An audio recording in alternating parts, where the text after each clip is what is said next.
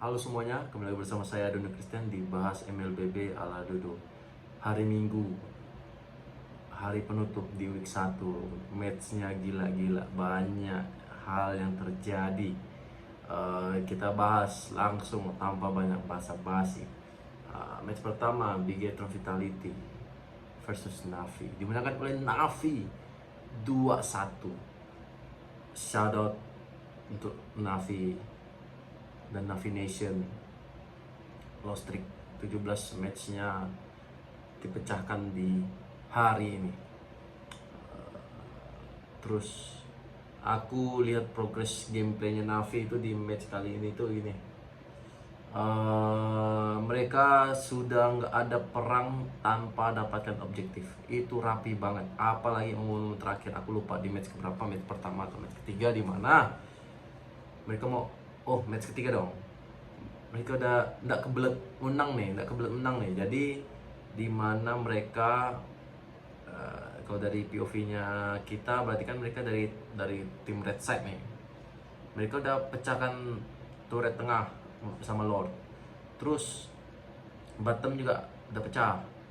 Kemudian mereka hanya mau paksa N, tapi biasanya Navi itu paksa N tuh. Tapi dia bilang, ayo kita atas, kita bawa dulu, which is itu atasnya mereka kan, atasnya kita, bawahnya mereka.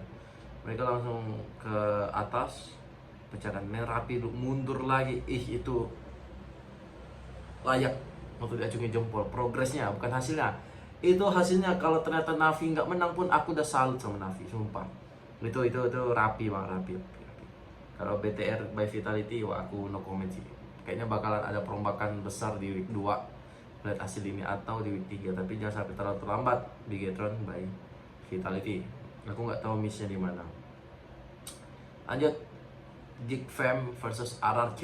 Wah, ini bocil-bocil ranked muncul ini, pasti langsung Sun Gotland. Wah, ini udah bakalan muncul ini semua, yakin aku.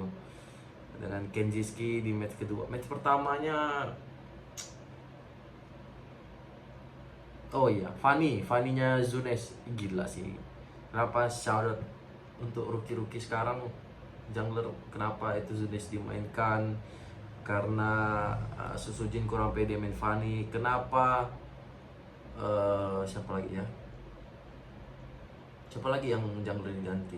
Si ini alter ego juga. Kenapa kemarin si Yasuke yang main? Karena selama Rina yang main tidak pernah pick Fanny, malah selalu ban Yasuke-nya. Ternyata se-OP itu. Joe kenapa diturunkan? Karena di OP juga main Fanny. Gila, ini rookie jungler baru semua ini sangat OP untuk user Fanny-nya gitu ya. Jadi user Fanny-nya udah bagus segala macam, cuman ya mereka nggak bisa memanfaatkan momen Fanny itu. Sementara badangnya Baliski itu momennya mantap banget ya, shutdown yang di arah buff birunya tim Geek Fam itu udah selesai tuh. Habis itu momentumnya Fanny udah nggak ada, karena setelah itu tuh buff birunya tuh udah, temponya tuh hilang. Ibaratnya Fanny nggak dapatkan buff biru sama sekali lagi dari momen itu gitu. Nah, habis itu kegulung Fanny-nya agak pincang sedikit, hanya bisa split push. Ya gitu, ujung-ujungnya ya kalah di game pertama. Game kedua, wah itu udah nggak perlu ditanya, ada game Geek Fam dah tuh. RRQ main berdasarkan buku banget. Toy tidak se-power itu menggunakan hero. Pasti jumlah match pakai lapu-lapunya tuh pasti dikit. Meskipun pro player ya pasti dikit dong. Sense sebagai pro player mainkan satu hero sih pasti ada aja. Cuman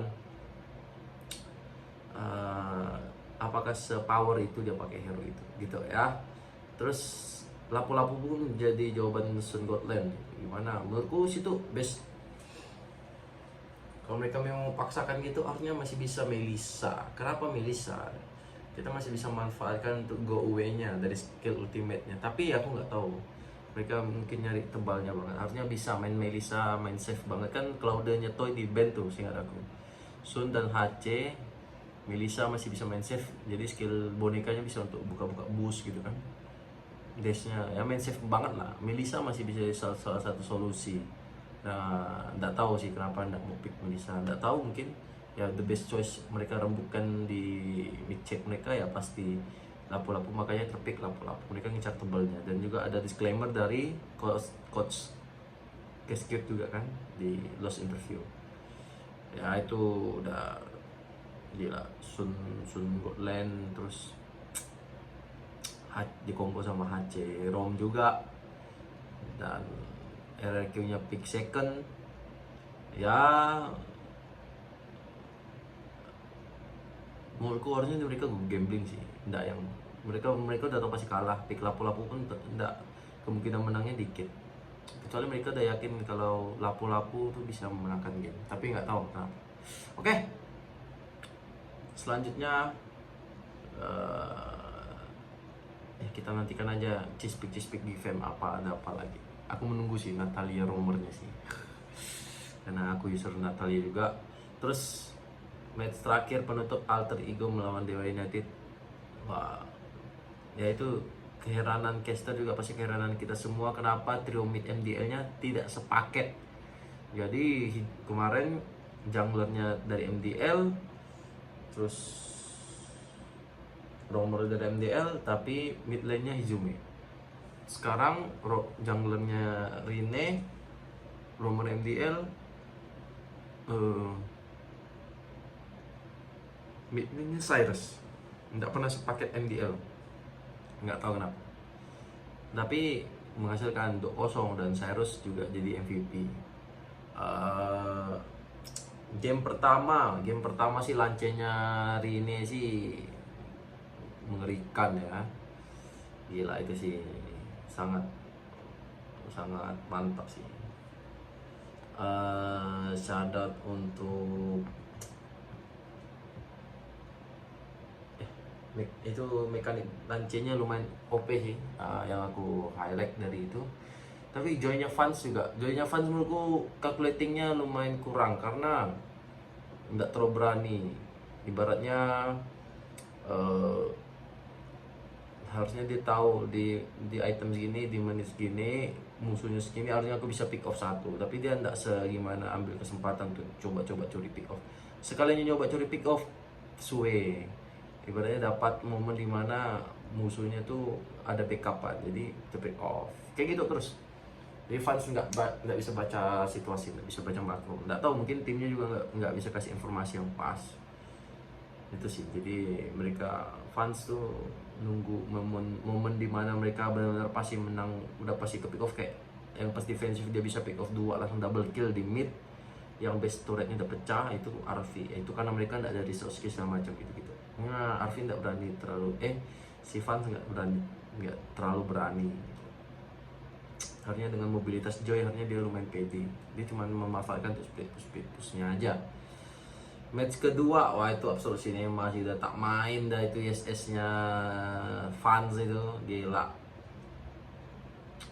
Dengan keberanian Cyrus juga ngambil Mountain Soccer-nya dari fans juga kan, agresifnya. Dan agresifnya si Rene juga gila. Itu retrinya si siapa? Si Rene sih patut diacungi jempol sih, itu sangat ini. Kemarin kan season lalu dia sangat ngincar orang, tak peduli objektif. Sekarang masih ngincar orang tapi on point juga. Retrinya Rene itu mengerikan sih. Salut untuk Rene. Habis itu Maniac juga kan dari Arfi kan, gila. Itu udah one shot game gitu. Kalau udah snowballing gitu, AE sih juaranya sih. Tapi how to create snowballingnya itu yang susah. Jadi kalau AE langsung kena press di early, langsung kalah sih. Kayak gameplay melawan RRQ itu balik ke no gameplay, permainan no gameplay lagi tuh. Oke, Alter Ego paling PR-nya pastikan mereka bisa dapat snowball. Itu sih key victory dari Alter Ego sih kalau menurut aku ya. Kalau untuk Dewa United, balikin Ray kami. Terus ayo, ciri khas dari Dewa United apa ini? Geek Fam Cispik, Hajar, Rebellion kemarin, sekarang Navi. Mereka main Loi kan, Loi kan yang pertama kali mempopulerkan kan dari si Suelo di Rebellion. Sekarang mereka udah bisa ride ya modelan BTR lama sih kayaknya, mereka pas pampres kan ininya kan, si V, tapi sekarang udah bagus, perkembangannya bagus untuk Navi ya. Itu sih untuk syarat untuk Rookie of the Week-nya kan dari siapa, si Cyrus ya. Cyrus ya, itu sih sangat oke sih Cyrus ya, tapi belum tahu kalau ketemu tim yang lumayan kuat gimana dia gameplaynya. Terus Player of the Week-nya Lord Sans, gila Sans ya, itu mah nggak usah ditanya lagi, Player of the Week dia udah pasti dia dah. Oke, mungkin itu untuk highlight di week pertama.